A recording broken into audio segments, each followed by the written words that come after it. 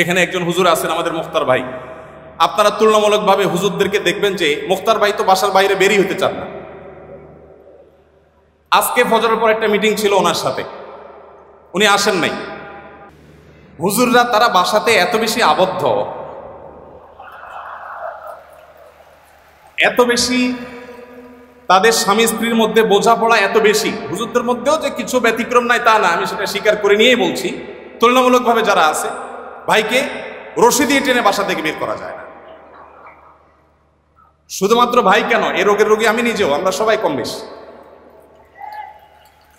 ভাইরা আমার, যদি দাম্পত্য জীবনে সুখী হতে চান, ভালো করে শুনে রাখুন, দাম্পত্য জীবনে যদি সুখী হতে চান, বুকে জমে থাকা সকল ভালোবাসাকে জমিয়ে রাখুন, কোথাও খরচ করবেন না। রাস্তাঘাটে, পার্কে, ক্লাসরুমে, অজায়গায় কুজায়গায় ভালোবাসা সব খরচ করে বিয়ের পরে যখন ভালোবাসা বিনিময় করার দরকার হবে তখন দেখবেন পুঁজিতে টান পড়েছে, তখন দেখবেন পুঁজি আর পাওয়া যাচ্ছে না। ঠিক ঠিক না বলে হারাম রিলেশনকে না বলতে শিখুন। সৎসাহস আছে তো ইনশাআল্লাহ? কোন কোন যুবক হারাম রিলেশন থেকে বেরিয়ে আসার প্রতিজ্ঞা করবেন? হাত তুলে দেখানোর সৎসাহস আছে? তার মানে সবারই হারাম রিলেশন আছে অলমোস্ট। আল্লাহ তাআলা আমাদের সবার যৌবনকে সকল কালিমা থেকে হেফাজতে রাখার তৌফিক দান করুন। ইসলাম বিবাহ বহির্ভূত সম্পর্ককে হারাম করেছে। ইসলাম কেন বিবাহ বহির্ভূত সম্পর্কে হারাম করেছে সেটা আল্লাহ তাআলা ভালো জানেন। তবে আমরা এটুকু কথা বলতে পারি যে এর চাইতে আধুনিক হওয়ার কোনো সুযোগ আপনার নাই। আপনি বলবেন যে একজন প্রাপ্তবয়স্ক নারী পুরুষ তারা উভয়ে যদি সম্মত হয় তাহলে তাদের শারীরিক সম্পর্ক করতে দোষ নাই, কারণ এখানে কারোর অধিকার নষ্ট হচ্ছে না। এরকম কথা আমরা অনেককে বলতে শুনি। আমি তাদের উদ্দেশ্যে বিনীতভাবে বলতে চাই, আপনি বিবাহের আগে কারোর সাথে কোনো রিলেশন করলেন, কোনো সম্পর্ক করলেন বিবাহ ছাড়া, আপনার জীবনে পরবর্তীতে যদি অন্য কারোর সাথে বিয়ে শাদী হয়, এই যে যার সাথে আপনি শারীরিক সম্পর্ক করলেন বা মানসিক সম্পর্ক করলেন বা কোনো ধরনের সম্পর্ক আপনি তার সাথে স্থাপন করলেন, এই যে আপনার আদান প্রদান, এই যে আপনি ভালোবাসা তার সাথে বিনিময় করলেন, পরবর্তীতে আপনার জীবনে যিনি ফিরে আসবেন এটা কি তার প্রতি এক ধরনের অবিচার না? আমি কি বোঝাতে পেরেছি? আমি কি বোঝাতে পেরেছি? আপনি এখন যার সাথে সম্পর্ক করছেন, রিলেশন করছেন, আপনার জীবনে যে বৈধ জীবন সঙ্গী বা সঙ্গিনী আসবেন, আপনি যদি আগে কারোর সাথে সম্পর্ক করে থাকেন, কারোর সাথে আপনার যদি ভাব বিনিময় হয়, ভালোবাসা যদি আদান প্রদান করেন, তাহলে পরবর্তীতে যে ভালোবাসাটা আদান প্রদান করছেন এর মধ্যে দুইটার যে কোনো একটা রিয়েল আর একটা ফেক। হয় আপনার স্ত্রীকে আপনি অনেক বেশি ভালোবাসছেন আর আগেরগুলো সব আপনার ভুল ছিল, আর না হলে আগেরটা আপনার সঠিক ছিল এটা ভুল। নিশ্চয়ই কোন দুইটার একটা নাকি? দেখুন, আপনি আপডেটেড হতে পারবেন, তবে ইসলামের চেয়ে বেশি না। আপনি আপডেটেড হতে পারবেন, তবে ইসলামের চেয়ে বেশি হওয়ার সুযোগ নাই। আপনি বিবাহ বহির্ভূত সম্পর্ককে বৈধ করার জন্য বলেন যে সম্মতি আছে কিনা, সম্মতি থাকলে দুইটাকে আপনি বৈধ মনে করছেন। আর আপনার চরিত্রকে, আপনার যে জীবন সঙ্গী আসবে, জীবন সঙ্গিনী আসবে, তার জন্য সংরক্ষণ করে রাখার কথা ইসলাম বলে।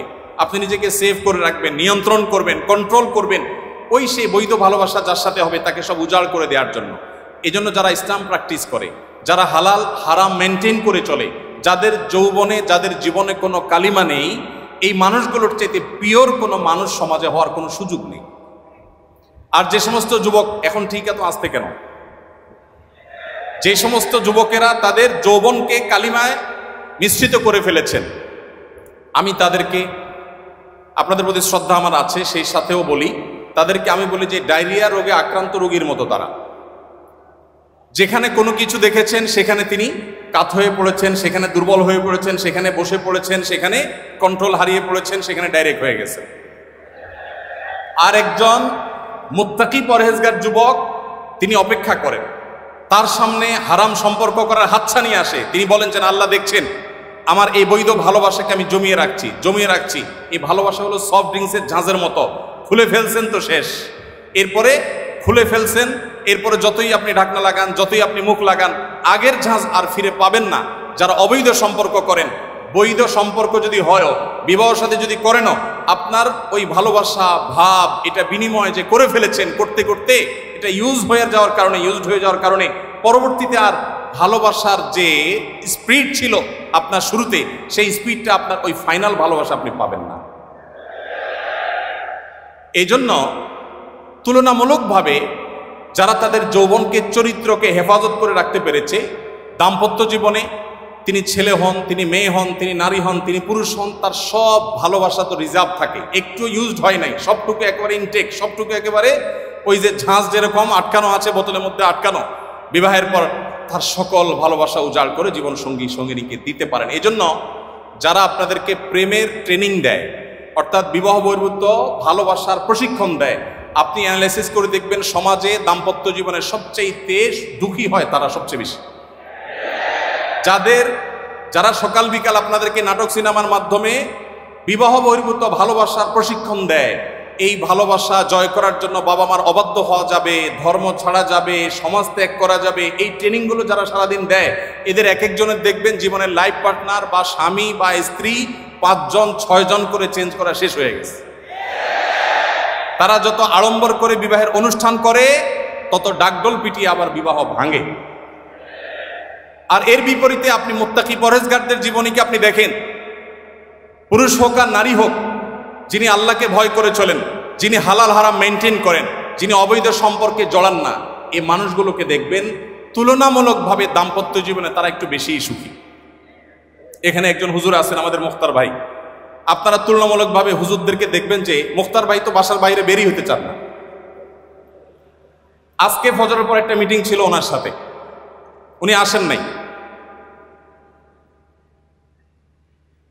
হুজুররা তারা বাসাতে এত বেশি আবদ্ধ, এত বেশি তাদের স্বামী স্ত্রীর মধ্যে বোঝাপড়া এত বেশি, হুজুরদের মধ্যেও যে কিছু ব্যতিক্রম নাই তা না, আমি সেটা স্বীকার করে নিয়েই বলছি। তুলনামূলকভাবে যারা আছে, ভাইকে রশি দিয়ে টেনে বাসা থেকে বের করা যায় না। শুধুমাত্র ভাই কেন, এ রোগের রোগী আমি নিজেও, আমরা সবাই কম বেশি। ভাইরা আমার, যদি দাম্পত্য জীবনে সুখী হতে চান, ভালো করে শুনে রাখুন, দাম্পত্য জীবনে যদি সুখী হতে চান, বুকে জমে থাকা সকল ভালোবাসাকে জমিয়ে রাখুন, কোথাও খরচ করবেন না। রাস্তাঘাটে, পার্কে, ক্লাসরুমে, অজায়গায় কুজায়গায় ভালোবাসা সব খরচ করে বিয়ের পরে যখন ভালোবাসা বিনিময় করার দরকার হবে, তখন দেখবেন পুঁজিতে টান পড়েছে, তখন দেখবেন পুঁজি আর পাওয়া যাচ্ছে না। ঠিক ঠিক না বলে হারাম রিলেশনকে না বলতে শিখুন। সৎসাহস আছে তো ইনশাআল্লাহ? কোন কোন যুবক হারাম রিলেশন থেকে বেরিয়ে আসার প্রতিজ্ঞা করবেন? হাত তুলে দেখানোর সৎসাহস আছে? তার মানে সবারই হারাম রিলেশন আছে অলমোস্ট। আল্লাহ তাআলা আমাদের সবার যৌবনকে সকল কালিমা থেকে হেফাজত রাখার তৌফিক দান করুন। ভাইরা আমার, আমাদের এই দেশে বিবাহ বহির্ভূত সম্পর্ক যখন থেকে বেড়েছে, বিবাহ বিচ্ছেদও তত বেশি বেড়েছে। ঢাকা শহরে প্রতি মিনিটে তালাক রেকর্ড হয়, যেই হারে বিবাহ রেকর্ড হয় সে হারে তালাকের রেকর্ড হয়। আমি মৌলভীবাজারে এক ওয়াজ মাহফিলে গিয়েছি, আবার নারায়ণগঞ্জে এক ওয়াজ মাহফিলে গিয়েছি। 2 জন জনপ্রতিনিধি চেয়ারম্যানকে পেয়েছি, তারা আমাকে বলেছেন, একই কথা বলেছেন। একজন বলেছেন, হুজুর আমি চেয়ারম্যান হয়েছি মাত্র কয়েকদিন হয়েছে, এই কয়েকদিনের মধ্যে 25টা সালিশ আসছে আমার কাছে, বিবাহ ভাঙার সালিশ। ভাইরা আমার, আমাদের দাম্পত্য জীবনের অবস্থা ভয়াবহ। পশ্চিমা পৃথিবী, আমি প্রায় সময় বলি, পশ্চিমারা জ্ঞানে, বিজ্ঞানে, অবকাঠামোতে, অন্য অনেক দিক থেকে আমাদের থেকে যদি 1000 বছর এগিয়ে থাকে, পারিবারিক সুখ শান্তিতে, দাম্পত্য সুখের দিক থেকে আমরা তাদের চাইতে 2000 বছর এগিয়ে আছি। আমরা তাদের চাইতে জ্ঞানে বিজ্ঞানে অনেক পিছিয়ে থাকতে পারি, অর্থনৈতিকভাবে অনেক পিছিয়ে থাকতে পারি, অবকাঠামোতে অনেক পিছিয়ে থাকতে পারি, কিন্তু দাম্পত্য জীবনে আমরা যতটা সুখী, পশ্চিমারা সেগুলো কল্পনাও করতে পারে না। আমাদের এই সমাজে বাবা মার সাথে সন্তানদের যে বোঝাপড়া, স্বামীর সাথে স্ত্রীর যে ভালোবাসা, এটা ওরা স্বপ্নেও দেখতে পারে না। আপনারা যাদের স্মার্টফোন ব্যবহার করেন তারা দেখবেন যে একটা অ্যাপের অ্যাডভার্টাইজ ঘুরে ফিরে অনেক বেশি দেওয়া হয়। সেটা কি? স্ত্রী হয়তো ঘুমাচ্ছেন, তার হাতে মোবাইল ফোন আছে, স্বামী সেটা খোলার চেষ্টা করে। এটা সাধারণত বিভিন্ন অ্যাপগুলো অ্যাডভার্টাইজ দেয় যে কিভাবে আপনার মোবাইলকে আপনি সিকিউর করবেন, যে আপনি ঘুমায় থাকবেন, আপনার স্বামী এসে গোপনে আপনার চ্যাটিং কার সাথে করছেন উদ্ধার করার চেষ্টা করবে, কিন্তু সে পারবে না, চান্দু পারবে না। আপনারা এরকম অ্যাডভার্টাইজ দেখছেন? এর মানে অবিশ্বাস কোন পর্যায়ে চলে গেলে নিজের মোবাইলে কার সাথে চ্যাটিং হয়েছে, কথাবার্তা হয়েছে, এগুলোকে সিকিউর করার জন্য তাদেরকে অ্যাপের পরে অ্যাপ ডেভেলপ করতে হয়। তারা সামলাতে পারছে না, তাদের সমাজের পারিবারিক ব্যবস্থা ভেঙে পড়েছে, শেষ হয়ে গেছে। আমাদের সমাজে এখনো এত অধপতনের পরও আমরা যে জায়গাটা দাঁড়িয়ে আছি, এখনো আমাদের স্ত্রীরা স্বামীদেরকে, স্বামীরা স্ত্রীদেরকে মন উজাড় করে ভালোবাসে। কিছু হাতে গোনা কুলাঙ্গার বাদ দিলে বেশিরভাগ পরিবারে স্বামী স্ত্রীর মধ্যে যে বোঝাপড়া আছে, এগুলো পশ্চিমারা কখনো কল্পনা তো দূরের কথা, স্বপ্নেও তারা দেখে না। মানুষ তো স্বপ্নে দেখে, ওরা স্বপ্নেও আমাদের এই ভালোবাসা দেখে না।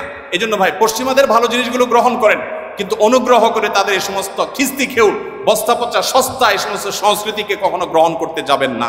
ঠিক আছে তো ইনশাল্লাহ?